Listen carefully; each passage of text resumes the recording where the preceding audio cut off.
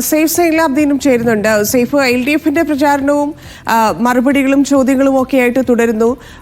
സ്വരാജിനെ നമുക്കറിയാം, അത് വളരെ പക്വമായിട്ട് വളരെ സൂക്ഷിച്ചൊക്കെയാണ് ഓരോ വിവാദ വിഷയങ്ങളിലും ഒക്കെ പ്രതികരണങ്ങൾ നടത്തിക്കൊണ്ടിരിക്കുന്നത്. അപ്പോൾ രണ്ടാം ഘട്ടത്തിലേക്ക് കടക്കുമ്പോൾ എങ്ങനെയായിരിക്കും LDF പ്രചാരണം ശക്തമാക്കുക? ഒപ്പം തന്നെ PV അൻവറിന്റെ സ്ഥാനാർത്ഥിത്വം നേരത്തെ സാജിദ് സൂചിപ്പിക്കുകയായിരുന്നു, പത്രിക പിൻവലിക്കാനൊക്കെയുള്ള സാധ്യതകൾ, അത്തരത്തിലുള്ള കാര്യങ്ങളൊക്കെ നിലമ്പൂരിലൊക്കെ പറഞ്ഞു കേൾക്കുന്നുണ്ട് എന്നൊക്കെയുള്ളത്. അപ്പം ഇന്ന് അൻവറിന്റെ ചിഹ്നവും അറിയാം എന്ന് മനസ്സിലാക്കുന്നു. ഈ പത്രിക പിൻവലിക്കാനുള്ള അവസാന തീയതി ആയതുകൊണ്ടുകൂടി എത്രത്തോളം കൂടുതൽ ശക്തമാക്കുന്നുണ്ട് പ്രചാരണം?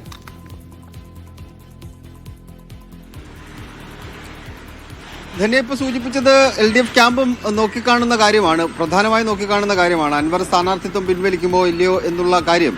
ഇപ്പോൾ നിലമ്പൂർ മണ്ഡലത്തിലേക്ക് ഇറങ്ങുകയാണെന്നുണ്ടെങ്കിൽ പലതരത്തിലുള്ള സംശയങ്ങൾ ആൾക്കാർ പങ്കുവെക്കുന്നുണ്ട്. സാജിദ് പറഞ്ഞ പോലെ അദ്ദേഹം പിൻവലിക്കുമെന്ന് പറയുന്നുണ്ട്. പക്ഷേ അദ്ദേഹത്തിന്റെ ക്യാമ്പ് പറയുന്നത് കാരണവശാലും പിൻവലിക്കില്ല എന്നുള്ളതാണ്. എന്തായാലും അൻവർ ഒരു ഫാക്ടറായിട്ട് ഇടതുമുന്നണി കാണുന്നില്ല. പ്രചരണ രംഗത്തെ അദ്ദേഹത്തെ കൊണ്ടുവരാൻ വേണ്ടി അവർ ആലോചിക്കുന്നും ഇല്ല. അൻവർ UDF തമ്മിലുള്ള തർക്കം മാത്രമാണ് അൻവറുമായി ബന്ധപ്പെട്ട വിഷയത്തിൽ നിന്ന് CPM അല്ലെങ്കിൽ ഇടതുമുന്നണി പിക്ക് ചെയ്യുന്നത്. മറ്റേതെങ്കിലും തരത്തിലുള്ള വിഷയങ്ങളെ കുറിച്ച് അവർ സംസാരിക്കുന്നുമില്ല, പ്രചരണത്തിലോട്ട് സംസാരിക്കാൻ ആലോചിക്കുന്നില്ല എന്നുള്ളതാണ് ഒരു കാര്യം. എന്തായാലും അൻവർ പിടിക്കുന്ന വോട്ട് രണ്ട് മുന്നണികളെ സംബന്ധിച്ച് നിർണായകമായതുകൊണ്ട് അദ്ദേഹം ഉണ്ടാകുമോ ഇല്ലയോ എന്നൊരു ആകാംക്ഷ നിലനിൽക്കുന്നുണ്ട്. വൈകിട്ടോടുകൂടി അക്കാര്യത്തിൽ ഒരു വ്യക്തത ഉണ്ടാകും.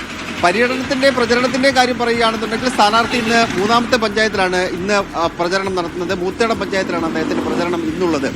ആദ്യം നിലമ്പൂർ നഗരസഭയിലെ പരസ്യപ്രചരണം കഴിഞ്ഞിരുന്നു. അത് സ്ഥാനാർത്ഥി പര്യടനം കഴിഞ്ഞിരുന്നു. പിന്നീട് പോത്തുകൽ പഞ്ചായത്ത് അദ്ദേഹത്തിന്റെ ജന്മദേശമാണ്. 2 ദിവസം മുമ്പ് അവിടെ കഴിഞ്ഞു. ഇന്നലെ വഴിക്കടവ് പഞ്ചായത്തിലായിരുന്നു, ഇന്ന് മൂത്തേടം പഞ്ചായത്തിലാണ്. ബാക്കിയുള്ള 4 പഞ്ചായത്തുകൾ അടുത്ത ദിവസങ്ങളിലൂടെ നടക്കും. 9-ാം തീയതിയോടുകൂടി പഞ്ചായത്തുകളിലെ സ്ഥാനാർത്ഥിയുടെ പര്യടനം പൂർത്തീകരിച്ച് പിന്നെ വീടാന്തരം കയറിയുള്ള വോട്ടുപിടുത്തത്തിലേക്കായിരിക്കും സ്ഥാനാർത്ഥി കടക്കുക. അപ്പോൾ തന്നെ സൂചിപ്പിച്ച പോലെ തന്നെ വിവാദ വിഷയങ്ങളെക്കുറിച്ച് സ്ഥാനാർത്ഥി വലിയ രീതിയിലുള്ള പ്രതികരണങ്ങൾ നടത്തുന്നില്ല. പ്രത്യേകിച്ച് സ്വരാജിന്റെ ഒരു സ്വഭാവ രീതിയും അദ്ദേഹത്തിന്റെ ഒരു പ്രതികരണ രീതിയൊക്കെ നമുക്ക് അറിയാവുന്നതാണ്. അദ്ദേഹം വ്യക്തിപരമായ ആരെങ്കിലും അങ്ങനെ വിമർശിക്കുകയോ അല്ലെങ്കിൽ അങ്ങനെ ഒരു അക്രമത്തിലേക്ക് കടക്കുകയോ ചെയ്യുന്ന ആളല്ല. പക്ഷേ ക്ഷേമ പെൻഷനുമായി ബന്ധപ്പെട്ട വിഷയത്തിൽ കൃത്യമായ നിലപാട് അദ്ദേഹം വിശദീകരിച്ചു. ഇന്ന് രാവിലെ അദ്ദേഹം പ്രതികരിച്ച ഏറ്റവും പ്രധാനപ്പെട്ട കാര്യം ക്ഷേമ പെൻഷനുമായി ബന്ധപ്പെട്ട വിഷയം തന്നെയായിരുന്നു. അതിലൂന്നിയാണ് ഇടതുമുന്നണി കഴിഞ്ഞ 2 ദിവസവും പ്രചരണ പരിപാടികൾ സംഘടിപ്പിച്ചിട്ടുള്ളത്.